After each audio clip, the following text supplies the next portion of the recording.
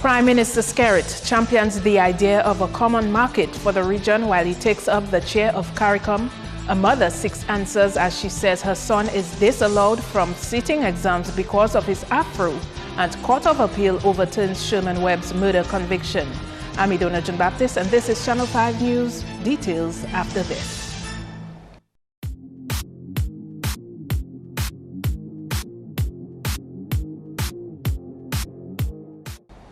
Welcome back. First up, Chairman of CARICOM and Prime Minister of Dominica, Honorable Roosevelt Skerrit, has again highlighted why the region needs a free trade area and the key role an efficient transportation system could play in that respect. Julian Morris has more.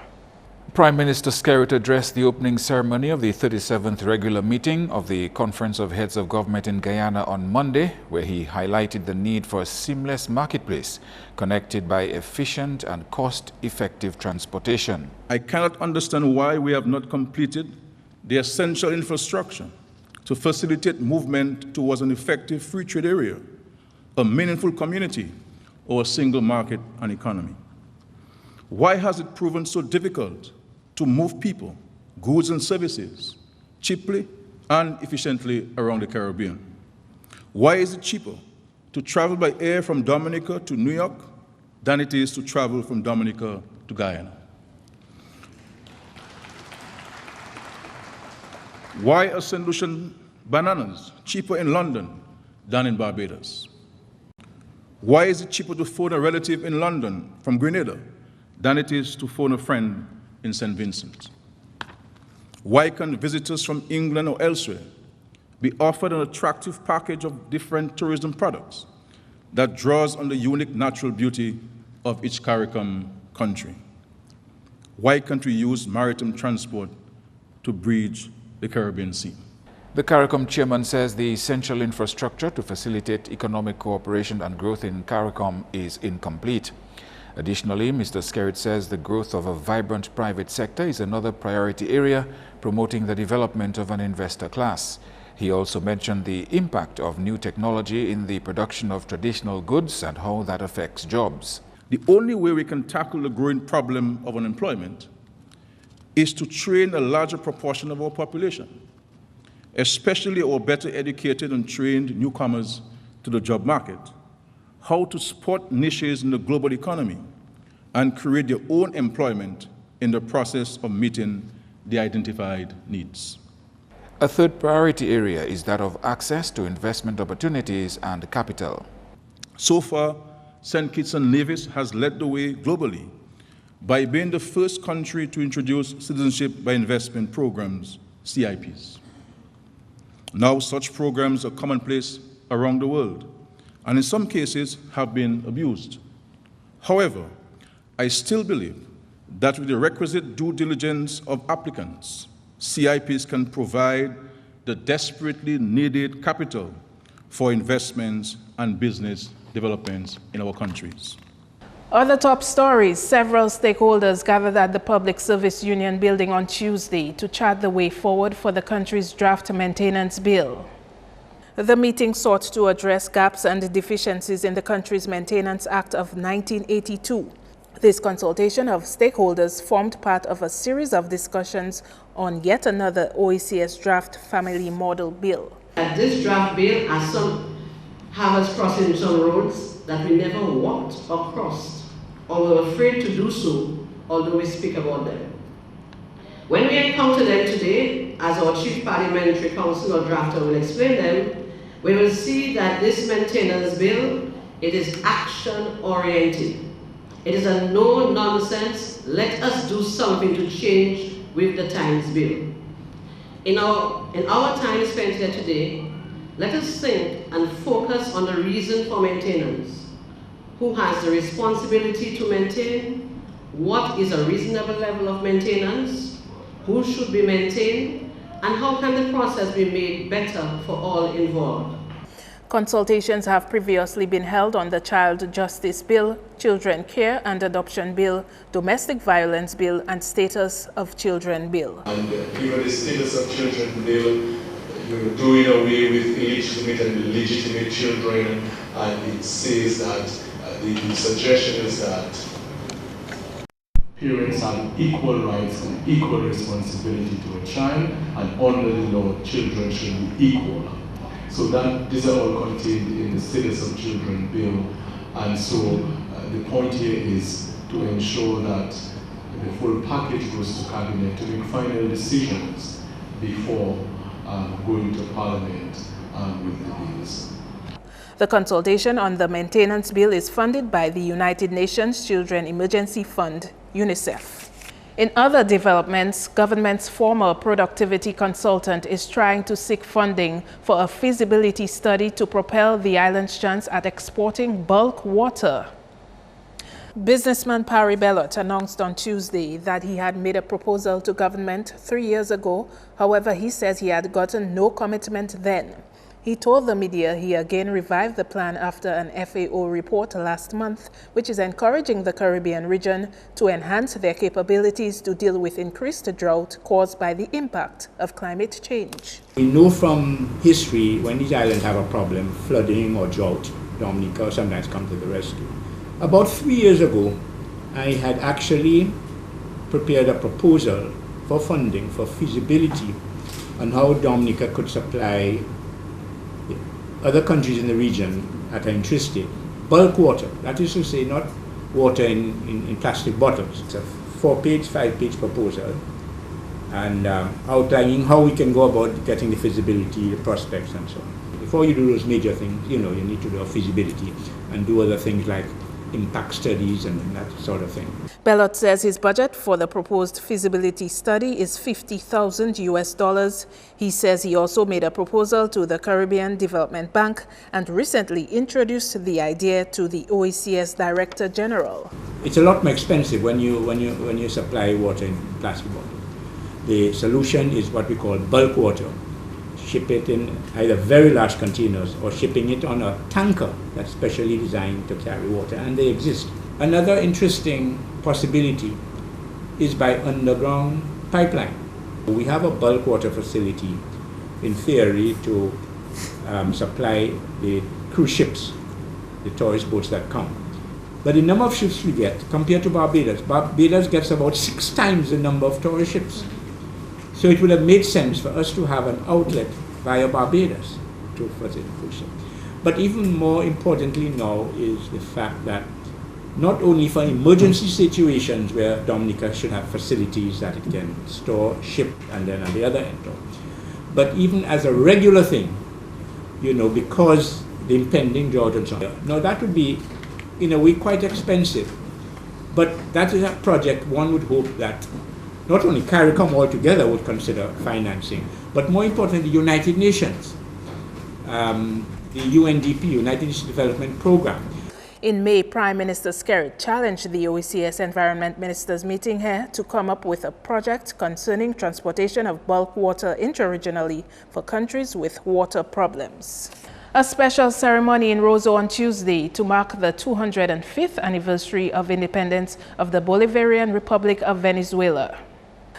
Addressing members of cabinet and the diplomatic corps, Venezuela's ambassador to Dominica, His Excellency Hayden Pirela, said Venezuela was without a doubt a democratic country.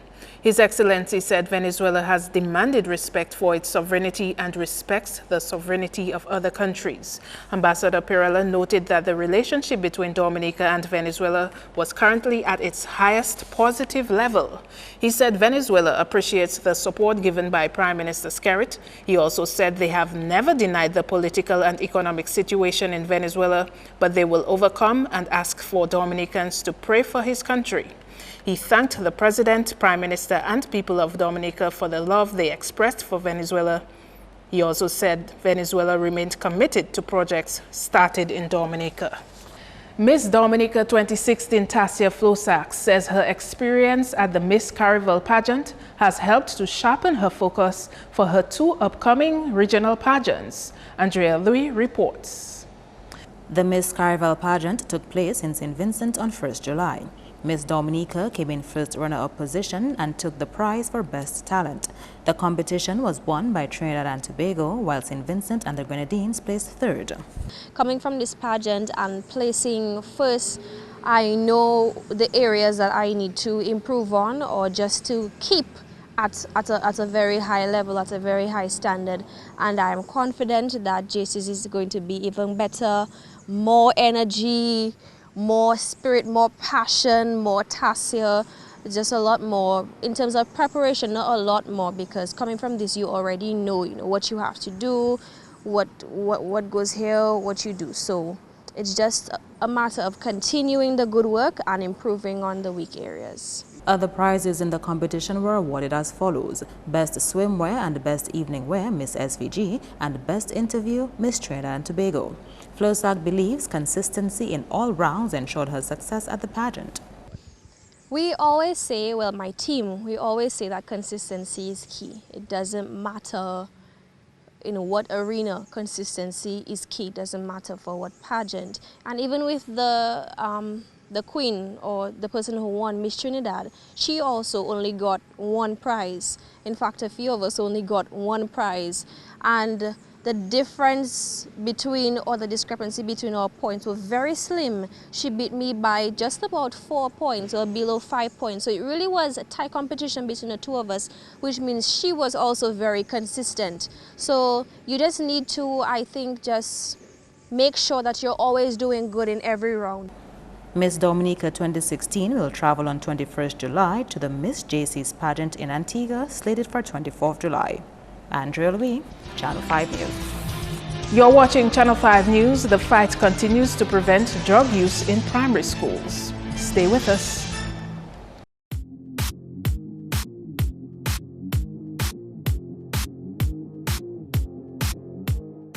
Thanks for staying tuned.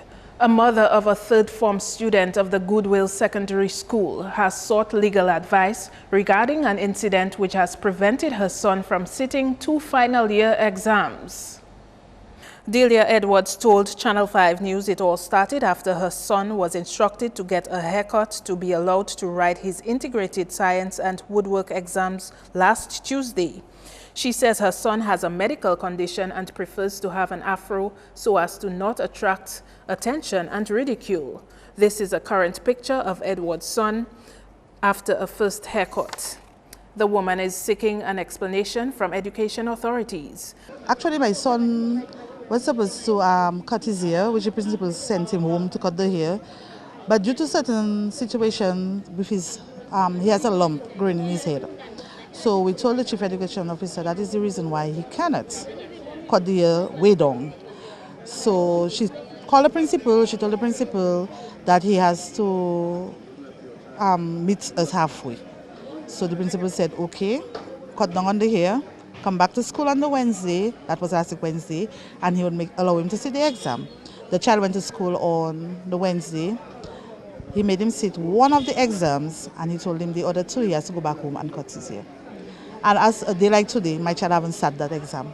According to Edwards, her son was not informed that his afro was a problem before the start of the exam period.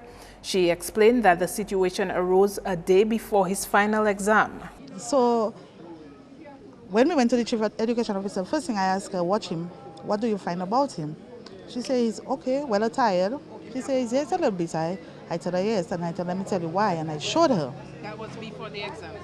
No, when they send them home. A week before Thursday, like I said, he sat his exam. The Friday he sat the exam. Last week Monday he went to sit another exam. So Tuesday and Wednesday was the last 2 exams. Only the 2 for Tuesday he haven't sat. The Wednesday when he went to school, they allow him to sit the CVQ. Well, I seek legal advice. I tried contacting the PS. I tried contacting the chief education officer, which the excuse was there was graduation, which all of us can understand. There was graduation ceremonies going on and they were supposed to be present. But like today, nobody has contacted me. I still try calling the PS. I did not get her. The lump was first discovered in May, and Edwards says a medical doctor has since recommended he return after exams for further tests. Channel 5 News will continue to try reaching the chief education officer. We've been told she's out of state. In more news, the Eastern Caribbean Supreme Court has upheld the murder appeal of Sherman Webb of Kingshill, who has appealed against his 2012 murder conviction. Webb was given a sentence of life in jail by Justice Bernie Stevenson after he was found guilty of the murder of Corey Polier of Barbados. His conviction was quashed and a retrial has been ordered. Polier, a former University of the West Indies student, visited Dominica in February 2009 and again on August 3, 2009 to meet Webb. The two men had allegedly met via the internet. Polier's family reported him missing after he failed to return home to Barbados. His remains were later discovered beneath the floorboards of a small wooden house in Emsall. Webb allegedly took Polier to the heights of River Clare in Emsall to a little wooden shack where he slashed him on both sides of his neck, causing him to bleed to death. Investigators reportedly found several items of paraphernalia related to some form of satanic ritual at Webb's home. On the agriculture scene, Minister for Agriculture Johnson Drygo has assured that government is working with farmers to increase the country's profits from banana exports. What is making it particularly difficult, according to Drygo, is competition from other countries. He is confident that last month's trade mission by agriculture officials within the Caribbean will change that to some extent. Supermarket owners and hoteliers were among those the trade mission met with. The intention is to increase our market share within the region, but we are not the only players on the regional market. As it turned out, some of the buyers are purchasing more bananas from other structures apart from Dominica because of the quality, and it's not because government has not played its part. Drygo referenced a recent protest by farmers of Marigot in which they complained government was not doing enough to secure overseas markets. Ironically, one of the farmers who spoke is one of the farmers, I have been told, who exported poor quality bananas during one of the trial runs in the market heading north. So we are aware that we have gotten over the fact that we're now talking of excess bananas and not the matter of no production of bananas. We are working with the farmers, and we will improve the quality and get all the farmers' bananas out over time. And the Drug Abuse Prevention Unit is continuing its advocacy work in arresting the use of illegal substances at the primary school level. This is among the aims of its biennial National Anti-Drug Quiz competition for primary schools. Director of the National Drug Abuse Prevention Unit says there is a global increase in the number of people who use illegal substances, and this trend must be stopped at the youngest age. So Dominica is no exception. We always see persons succumbing to drug use, but what we are trying to do is try to instill in our children, certain values, certain skills, so that they themselves will be able to make good decisions. And I want to encourage parents during this summer, to be more vigilant and to keep their children safe, from drug use, because most times during the summer they just allow them to go, and many of them tell us the time they take their first hit of marijuana or alcohol. So I want to send a strong message to parents, to be vigilant during the summer period and engage their children in positive activities. Banis says the efforts of the unit at curbing drug use among youth are reaping success. However, continuous education is needed on an island-wide basis, as there are still those who fall under the negative influence of the illegal substances. What I observed, the children are very knowledgeable. They have a lot of information, so they know. In our Dominican society, every day you see a new person on the block, so this person has succumbed to drug. So drug use will always continue. And what is important is the education. We will continue to educate the public. I must say that we at the Drug Prevention Unit, we are doing a good job bringing information to the public. You can, and as you know, change is something that doesn't occur just like that. It takes a while. But probably in the near future, we will know persons who have passed through our program and that they are able to make good choices. 5 schools participated in this year's competition finals on Tuesday. W.S. Stevens placed first, Convent Prep came in second, and Jodel Primary School third. The other 2 participating schools were St. Joseph SDA Primary and Saint-Sever Primary. That's news. Coming up, your sports highlights with Kenny Williams.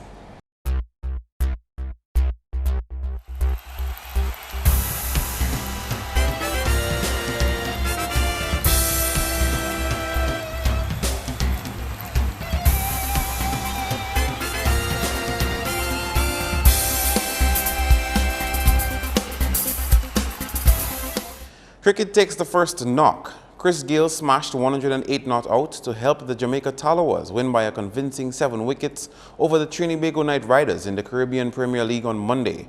Riders took first knock and scored 191 for 4. Hasim Amla top scored with 74 while Colin Monroe assisted with 55. Jamaica replied with 192 for 3 in 18.2 overs.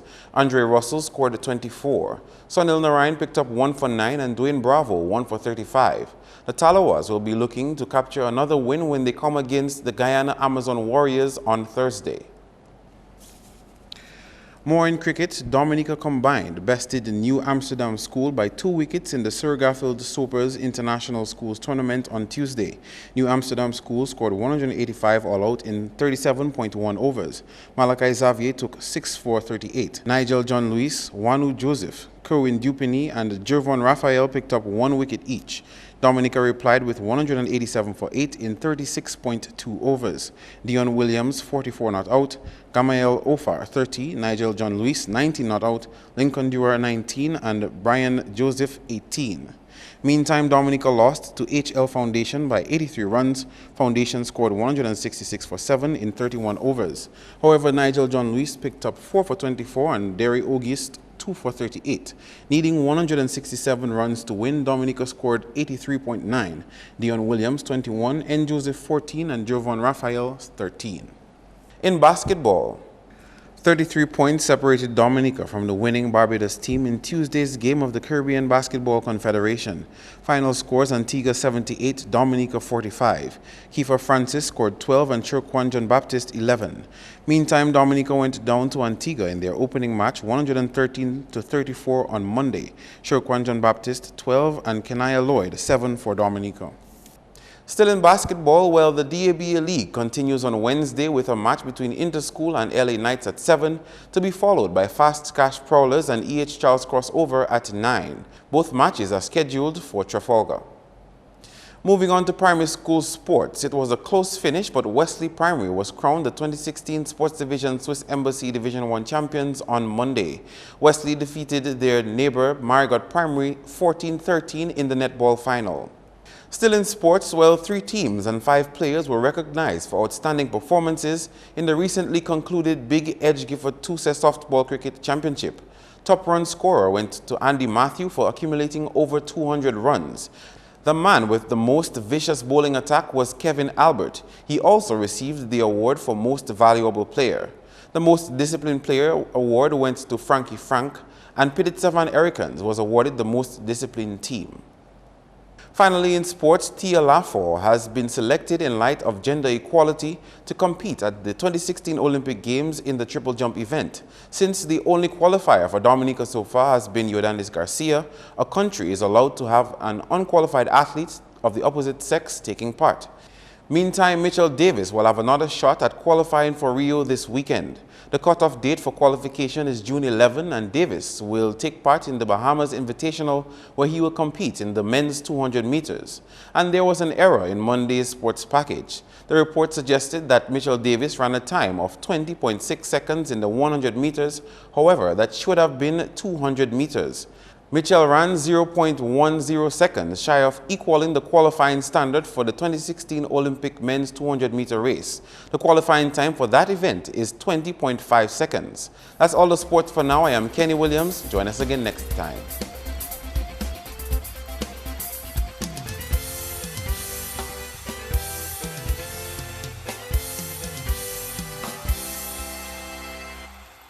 We now join Marshall Alexander for the weather report.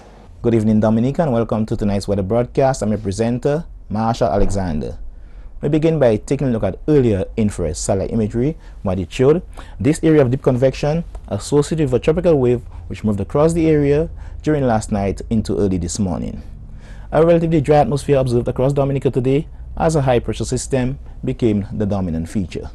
Now, taking a look at earlier visible satellite imagery, what it showed, some multi-layered clouds across the islands today, and this resulted in partly cloudy to occasionally cloudy skies across Dominica. Now, taking a look at earlier radar imagery, what it indicated, a few scattered showers off to the east of Dominica during the afternoon. Tonight's weather is expected to be partly cloudy, hazy, and breezy with a few brisk scattered showers, and these conditions are expected to continue into tomorrow. Sea conditions are expected to be moderate in open water, with waves peaking near 8 feet.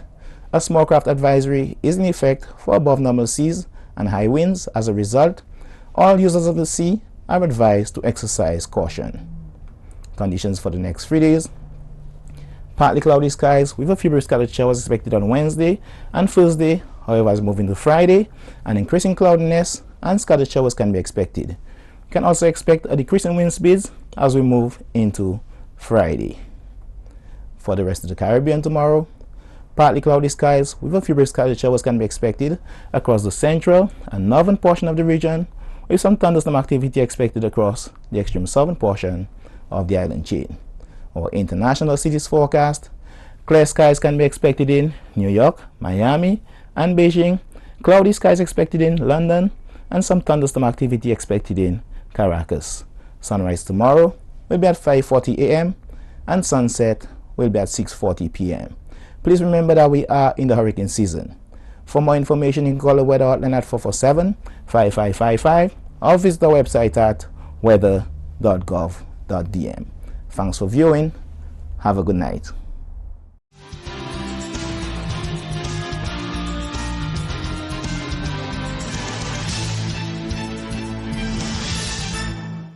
To end the news, the headlines again. Prime Minister Skerrit champions the idea of a common market for the region while he takes up the chair of CARICOM. A mother seeks answers as she says her son is disallowed from sitting exams because of his afro, and Court of Appeal overturns Sherman Webb's murder conviction. Feel free to contact us at news@MarpinNewJuly5th2k16. You can also access our past newscasts on our YouTube channel. On behalf of the production team, I'm Idona Jean Baptiste. To all our viewers around the world, thanks for watching. Join us tomorrow.